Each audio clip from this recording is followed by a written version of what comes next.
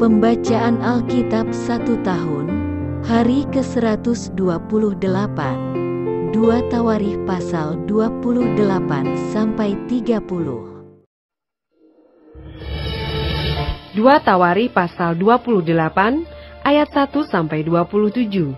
Raja Ahaz. Ahaz berumur 20 tahun pada waktu ia menjadi raja, dan 16 tahun lamanya ia memerintah di Yerusalem. Ia tidak melakukan apa yang benar di mata Tuhan seperti Daud bapa leluhurnya. Tetapi ia hidup menurut kelakuan raja-raja Israel, bahkan ia membuat patung-patung tuangan untuk para Baal. Ia membakar juga korban di Lebak Ben Hinom, dan membakar anak-anaknya sebagai korban dalam api, sesuai dengan perbuatan keji bangsa-bangsa yang telah dihalaukan Tuhan dari depan orang Israel. Ia mempersembahkan dan membakar korban di bukit-bukit pengorbanan, dan di atas tempat-tempat yang tinggi, dan di bawah setiap pohon yang rimbun. Sebab itu Tuhan Allahnya menyerahkannya ke dalam tangan raja orang Aram. Mereka mengalahkan dia dan menawan banyak orang daripadanya, yang diangkut ke Damsyik. Kemudian ia diserahkan pula ke dalam tangan raja Israel, dan mengalami kekalahan yang besar. Sebab dalam sehari, Pekah bin Remalia menewaskan di Yehuda 120.000 orang, semuanya orang-orang yang tangkas, oleh karena mereka telah meninggalkan Tuhan Allah nenek moyang mereka. Dan Sikri, pahlawan dari Efraim, membunuh Maasea, anak raja, Asrikam, kepala istana, dan Elkana, orang kedua di bawah raja. Orang Israel menawan dari saudara-saudaranya 200.000 orang, yakni perempuan-perempuan serta anak-anak lelaki dan anak-anak perempuan. Mereka merampas juga banyak harta milik daripada orang-orang itu, dan membawa rampasan itu ke Samaria. Tetapi di sana ada seorang nabi Tuhan yang bernama Oded. Ia pergi menemui tentara yang pulang ke Samaria dan berkata kepada mereka, "Lihatlah, karena kehangatan murkanya kepada Yehuda, Tuhan Allah nenek moyangmu menyerahkan mereka ke dalam tanganmu, dan kamu telah mengadakan pembunuhan di antara mereka dengan kegeraman yang sampai ke langit. Dan sekarang kamu bermaksud menaklukkan orang Yehuda dan Yerusalem menjadi hambamu laki-laki dan perempuan. Tidak adakah pada kamu sendiri kesalahan yang besar terhadap Tuhan Allahmu? Maka sekarang dengarkanlah kataku ini. Kembalikanlah orang-orang yang kamu tawan dari saudara-saudaramu itu, karena murka Allah menyala-nyala terhadap kamu." Lalu bangkitlah beberapa pemimpin Bani Efraim, yakni Asarya bin Yohanan, Berekia bin Mesilemot, Yehizkia bin Salum, dan Amasa bin Hadlai, menghadapi orang-orang yang pulang dari perang, dan berkata kepada mereka, "Jangan bawa tawanan-tawanan itu kemari, sebab maksudmu itu menjadikan kita bersalah terhadap Tuhan, dan menambah dosa dan kesalahan kita. Sudah cukup besar kesalahan kita, dan murka yang menyala-nyala telah menimpa Israel." Lalu orang-orang yang bersenjata itu meninggalkan tawanan dan barang-barang rampasannya di muka para pemimpin dan seluruh jemaah. Dan orang-orang yang ditunjuk dengan disebut namanya, bangkit lalu menjemput para tawanan itu.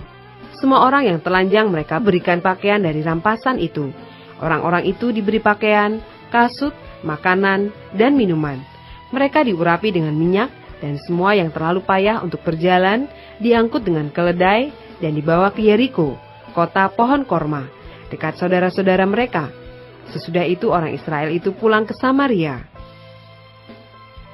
Pada waktu itu Raja Ahaz menyuruh utusan kepada Raja negeri Asyur untuk memohon bantuan, karena orang Edom telah datang pula dan mengalahkan Yehuda serta mengangkut tawanan-tawanan. Orang-orang Filistin juga telah menyerbu kota-kota di daerah bukit dan di tanah Negeb Yehuda. Mereka pun merebut Bet-Semes, Ayalon, Gederot, Soko dengan segala anak kotanya, Timna dengan segala anak kotanya, dan Gomso dengan segala anak kotanya, dan menetap di kota-kota itu. Demikianlah Tuhan merendahkan Yehuda oleh karena Ahaz, raja Israel itu, membiarkan kebiadaban berlaku di Yehuda, dan berubah setia kepada Tuhan. Maka datanglah Tilgat-Pilneser, raja negeri Asyur kepadanya, hanya bukan membantu dia, melainkan menyesakkannya. Walaupun Ahaz merampas barang-barang dari rumah Tuhan, dari rumah raja, dan dari rumah-rumah para pemimpin, dan menyerahkan semuanya itu kepada raja negeri Asyur, namun perbuatannya itu tidak menguntungkan dia. Dalam keadaan terdesak itu, Raja Ahaz ini malah semakin berubah setia terhadap Tuhan.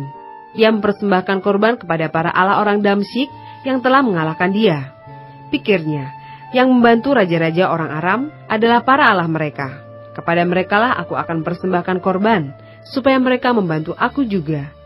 Tetapi Allah-Allah itulah yang menjadi sebab keruntuhan bagi dia, dan bersama-sama dengan dia bagi seluruh Israel. Ahaz mengumpulkan perkakas-perkakas rumah Allah dan menghancurkannya. Ia menutup pintu rumah Tuhan, lalu membuat mesbah-mesbah bagi dirinya di segenap penjuru Yerusalem. Di tiap-tiap kota di Yehuda, ia membuat bukit-bukit pengorbanan untuk membakar korban bagi Allah lain. Dengan demikian ia menyakiti hati Tuhan, Allah nenek moyangnya. Selebihnya dari riwayatnya dan seluruh tingkah langkahnya, dari awal sampai akhir, sesungguhnya semuanya itu tertulis dalam kitab Raja-Raja Yehuda dan Israel. Kemudian Ahaz mendapat perhentian bersama-sama dengan nenek moyangnya, dan dikuburkan di dalam kota di Yerusalem. Tetapi ia tidak dibawa ke pekuburan raja-raja Israel, maka Hizkia anaknya menjadi raja menggantikan dia.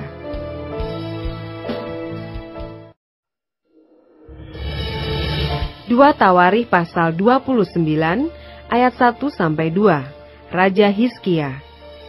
Hizkia berumur 25 tahun pada waktu ia menjadi raja, dan 29 tahun lamanya ia memerintah di Yerusalem. Nama ibunya ialah Abia, anak Zakaria. Ia melakukan apa yang benar di mata Tuhan, tepat seperti yang dilakukan Daud bapa leluhurnya.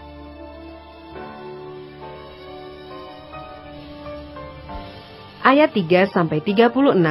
Hizkia menguduskan kembali rumah Tuhan. Pada tahun pertama pemerintahannya, dalam bulan yang pertama, ia membuka pintu-pintu rumah Tuhan dan memperbaikinya. Ia mendatangkan para imam dan orang-orang Lewi, dan mengumpulkan mereka di halaman sebelah timur. Katanya kepada mereka, "Dengarlah, hai orang-orang Lewi, sekarang kuduskanlah dirimu, dan kuduskanlah rumah Tuhan, Allah nenek moyangmu. Keluarkanlah kecemaran dari tempat kudus, karena nenek moyang kita telah berubah setia. Mereka melakukan apa yang jahat di mata Tuhan. Allah kita telah meninggalkannya. Mereka telah memalingkan muka dari kediaman Tuhan, dan membelakanginya. Bahkan mereka menutup pintu-pintu balai rumah Tuhan dan memadamkan segala pelita. Mereka tidak membakar korban ukupan dan tidak mempersembahkan korban bakaran bagi Allah orang Israel di tempat kudus. Sehingga murka Tuhan menimpa Yehuda dan Yerusalem. Ia membuat mereka menjadi kengerian, kedahsyatan, dan sasaran suitan seperti yang kamu lihat dengan matamu sendiri. Karena hal itulah nenek moyang kita tewas oleh pedang, dan anak-anak lelaki dan anak-anak perempuan kita beserta istri-istri kita menjadi tawanan. Sekarang aku bermaksud mengikat perjanjian dengan Tuhan, Allah Israel, supaya murkanya yang menyala-nyala itu undur daripada kita. Anak-anakku, sekarang janganlah kamu lengah, karena kamu telah dipilih Tuhan untuk berdiri di hadapannya untuk melayani Dia, untuk menyelenggarakan kebaktian dan membakar korban baginya." Lalu bangunlah orang-orang Lewi itu, yakni dari Bani Kehat, Mahat bin Amasai, dan Yoel bin Azaria. Dari Bani Merari, Kis bin Abdi, dan Asaria bin Yehaleleel. Dari orang Gerson, Yoah bin Sima, dan Eden bin Yoah. Dari Bani Elisafan, Simri dan Yeiel. Dari Bani Asaf, Zakaria dan Matanya. Dari Bani Heman, Yehiel dan Simei. Dan dari Bani Yedutun, Semaya dan Usiel. Mereka mengumpulkan saudara-saudaranya dan menguduskan dirinya. Kemudian mereka datang menurut perintah raja, sesuai dengan firman Tuhan, lalu mentahirkan rumah Tuhan. Sesudah itu masuklah para imam ke bagian dalam rumah Tuhan untuk mentahirkannya. Semua yang najis yang didapati mereka di dalam bait Tuhan, dibawa ke pelataran rumah Tuhan. Orang-orang Lewi menerimanya untuk diangkut keluar ke lembah Kidron. Pekerjaan menguduskan itu dimulai pada tanggal 1 bulan yang pertama. Pada hari ke-8 bulan itu, mereka sampai ke balai rumah Tuhan dan menguduskan seluruh rumah Tuhan dalam 8 hari. Mereka selesai pada hari ke-16 bulan pertama. Lalu masuklah mereka menghadap Raja Hizkia dan berkata, "Kami telah mentahirkan seluruh rumah Tuhan, juga mezbah korban bakaran dengan segala perkakasnya, dan meja roti sajian dengan segala perkakasnya. Dan segala perkakas yang dibuang Raja Ahaz ketika ia berubah setia pada masa pemerintahannya, telah kami sediakan dan kami kuduskan. Sekarang semuanya itu ada di depan mezbah Tuhan." Maka pagi-pagi Raja Hizkia mengumpulkan pemimpin-pemimpin kota dan pergi ke rumah Tuhan. Mereka membawa 7 ekor lembu jantan, 7 ekor domba jantan, 7 ekor domba muda, dan 7 ekor kambing jantan sebagai korban penghapus dosa, untuk keluarga raja, untuk tempat kudus, dan untuk Yehuda. Ia memerintahkan anak-anak Harun, yakni para imam, untuk mempersembahkannya di atas mezbah Tuhan. Lalu mereka menyembelih lembu-lembu itu. Para imam menerima darahnya dan menyiramkannya pada mezbah. Kemudian mereka menyembelih domba-domba jantan dan menyiramkan darahnya pada mezbah. Sesudah itu mereka menyembelih domba-domba muda dan menyiramkan darahnya pada mezbah. Selanjutnya mereka membawa kambing-kambing jantan yang akan menjadi korban penghapus dosa ke hadapan raja dan jemaah. Mereka meletakkan tangannya ke atas kambing-kambing itu.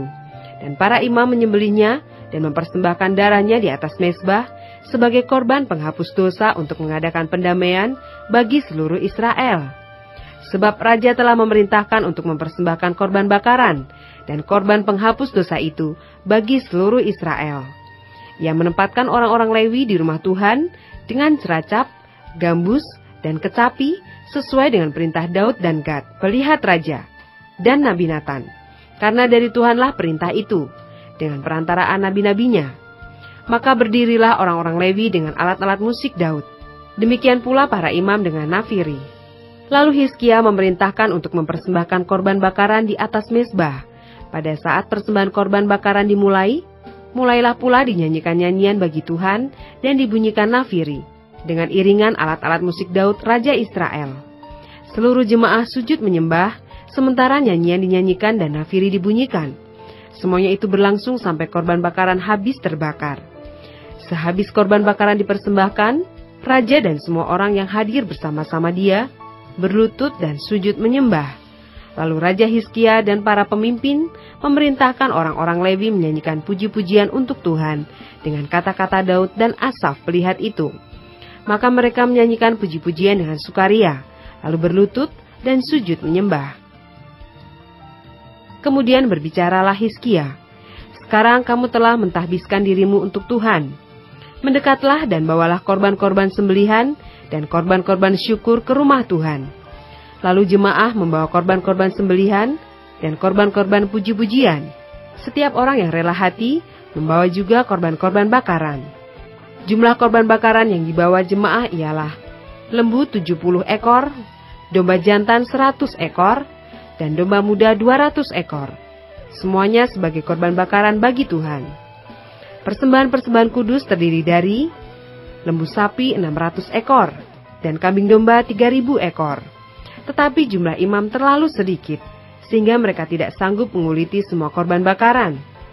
Oleh sebab itu, saudara-saudara mereka, orang-orang Lewi, membantu mereka sampai pekerjaan itu selesai, dan sampai para imam menguduskan dirinya. Sebab orang-orang Lewi itu lebih bersungguh-sungguh menguduskan dirinya daripada para imam. Lagi pula korban bakaran itu banyak, dengan segala lemak korban keselamatan dan segala korban curahan pada korban-korban bakaran itu. Demikianlah ibadah di rumah Tuhan ditetapkan kembali. Hizkia dan seluruh rakyat bersukacita akan apa yang telah ditetapkan Allah bagi bangsa itu, karena hal itu terjadi dengan tak disangka-sangka.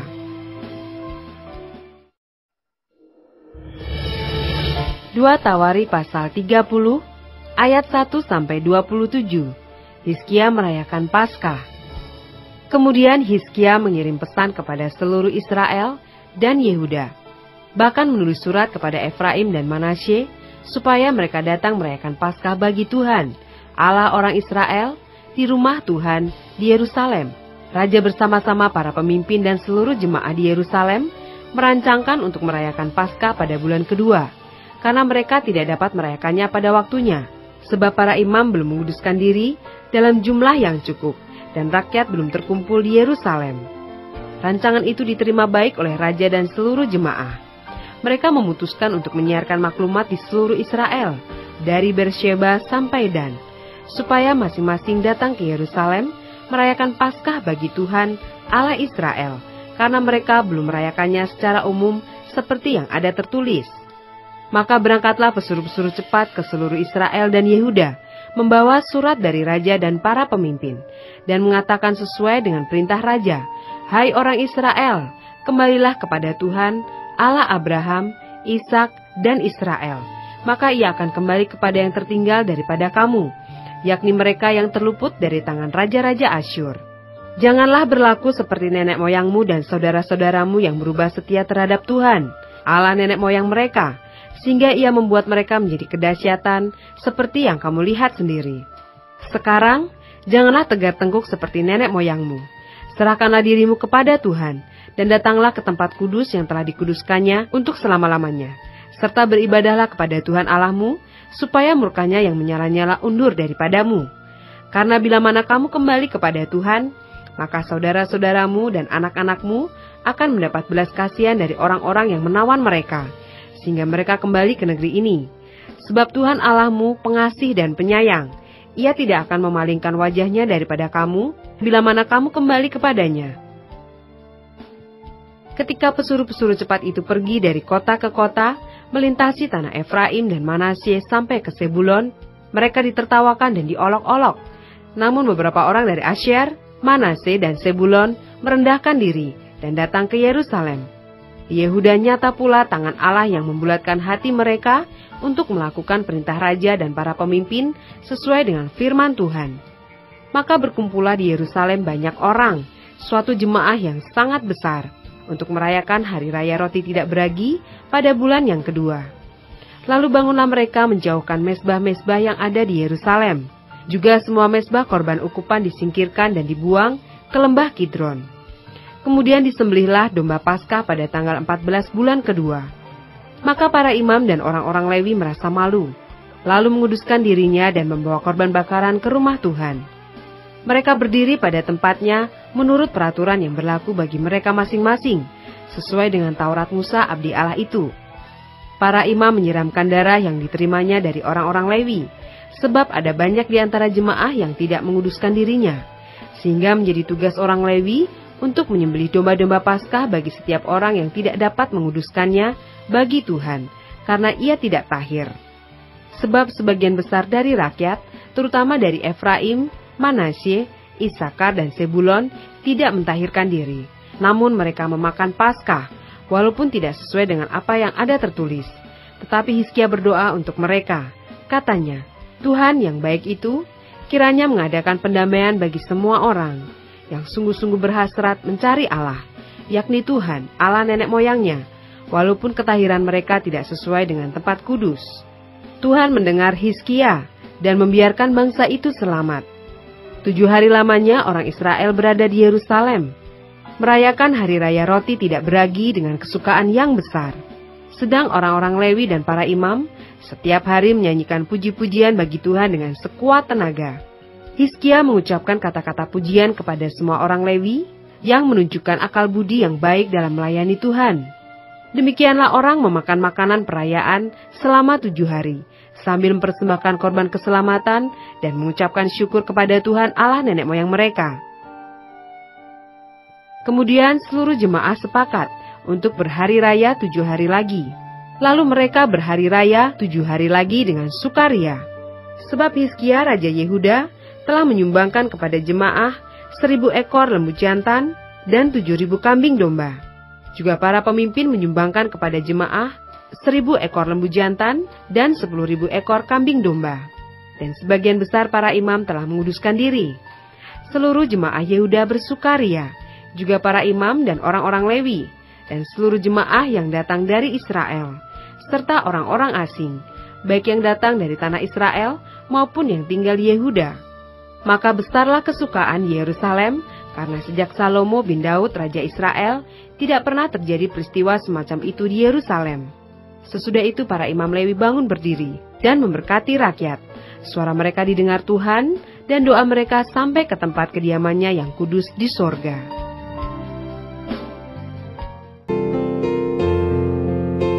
Demikianlah pembacaan Alkitab 1 tahun di hari ke-128.